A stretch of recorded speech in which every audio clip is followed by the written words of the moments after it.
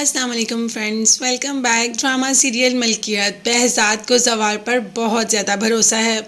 Even कि अगर वो पारस के लिए किसी पर भरोसा कर सकता है तो वो या तो behzad खुद है और या जवार। इसके अलावा वो किसी पर भी भरोसा नहीं कर सकता और जवार से कह देता है कि मुझे सिर्फ तुम पर भरोसा है, मेरे भरोसे का हमेशा भरम रखना और मेरी बेटी की हिफाजत सबसे बढ़कर करना। मुझे इस दुनिया में अपनी बेटी से बढ़कर कोई चीज़ अजीज़ नहीं, कोई इंसान अजीज़ नहीं, कोई शख्स अजीज़ नहीं। मेरी कुल कायनात मेरी बेटी है जो कि मैंने तुम्हारे हवाले की है। अब तुम ही इसके मुहाफिज हो और तुम इसकी हिफाजत करना। दूसरी तरफ पारस जो कि बहुत ज़िद्दी है, आई तो खुद ड्राइव करने का कह दिया। जब मना किया यहाँ पर जवार ने तो कह दिया पारस ने कि आज तो मैं खुद ही ड्राइव करूँगी। अब जवार ने भी कहा कि अच्छा आप मेरी दोस्त है ना, तो मेरी बात नहीं मान सकती। इस पर पारस तो मुस्कुराने लगी और कहा कि क्या तुम्हें किसने कहा कि मैं तुम्हारी दोस्त हूँ? ये गलत फहमी अपने दिल से निकाल दो, मैं कोई दोस्त नहीं तुम्हारी। खैर जवार ने अपनी गाड़ी पारस के पीछे वाली गाड़ी के पीछे लगा दी ताकि पारस पर अपनी पूरी नज़र रख सके। और हाँ, पारस को ये भी कह देता है कि मैं आपके बाबा से कहूँगा कि आप पर ये इतनी पाबंदियाँ ना लगाए ताकि पारस खुद से ड्राइव करके कहीं जा तो सके। अभी तो पारस अपनी माँ की एनजीओ पर काम कर रही है जो कि पुप्पो ने सारे पैसे लेकर हजम कर लिए और एनजीओ के लोगों पर एक पैसा भी नहीं लगाया। स्कूल और हॉस्पिटल देखने की हालत में नहीं, मगर अब पारस आ गई है तो वो इस काम को खुद ही देखेगी। और जैसे ही इनॉग्रेशन करती है तो साथ ही वहाब दुरानी भी आ जाता है।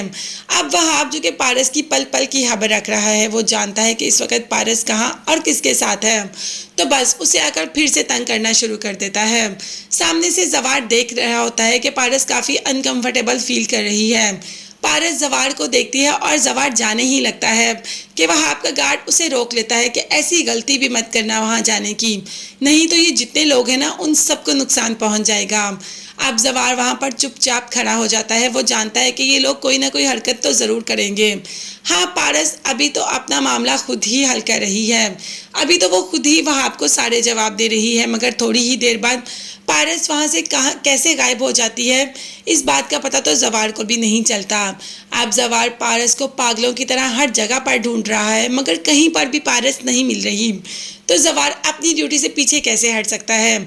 किसी न किसी तरीके पारस का पता लगाकर उसके पास पहुंच जाता है और उसको बाइज्जत वहाब के चुंगल से निकलवा कर ले ही आएगा। तो अब पारस कहेगी ना जवार को कि अब तुम मेरे दोस्त हो।